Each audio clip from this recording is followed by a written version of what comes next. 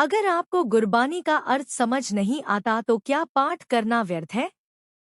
गुरु हर राय जी ने इसका ऐसा उत्तर दिया जो आपका मन बदल देगा। एक बार किसी ने गुरु हर राय जी से एक प्रश्न पूछा। उन्होंने कहा, गुरुजी, क्या मैं एक प्रश्न पूछ सकता हूँ? गुरुजी ने बड़े प्रेम से अनुमति दी। उस व्यक्ति ने पूछा, हम हमेशा इतनी गुरबानी गाते हैं, लेकिन कभी-कभी हमें समझ नहीं आता कि हम क्या गा रहे हैं।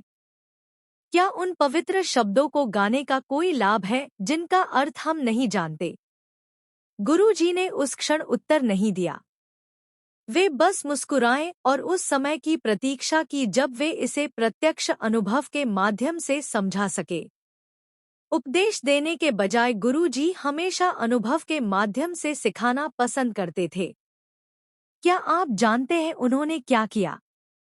उन्होंने कुछ दिनों तक प्रतीक्षा की जब तक कि सभी लोग अपने घोड़ों पर एक साथ कहीं जा नहीं रहे थे। गुरुजी ने सबको रुकने के लिए कहा और पूछा, क्या आपको वह बर्तन दिखाई दे रहा है? सिखों ने उत्तर दिया, हाँ मेरे गुरुदेव। वह जमीन पर पड़ा हुआ टूटा हुआ घड़ा। हाँ, मैं उसे देख रहा हूँ। गुरुजी ने कहा, उस घड़े का एक टुकड़ा यहाँ लेकर आओ। एक सिख मिट्टी के घड़े का एक टुकड़ा उठा लाया। उस घड़े में कभी मक्खन शुद्ध घी रखा गया था। वह धूप में पड़ा रहा था और घी उसके किनारों में समा गया था। घड़े के टुकड़े के अंदरूनी हिस्से पर घी की एक चमकती हुई परत जमी हुई थी।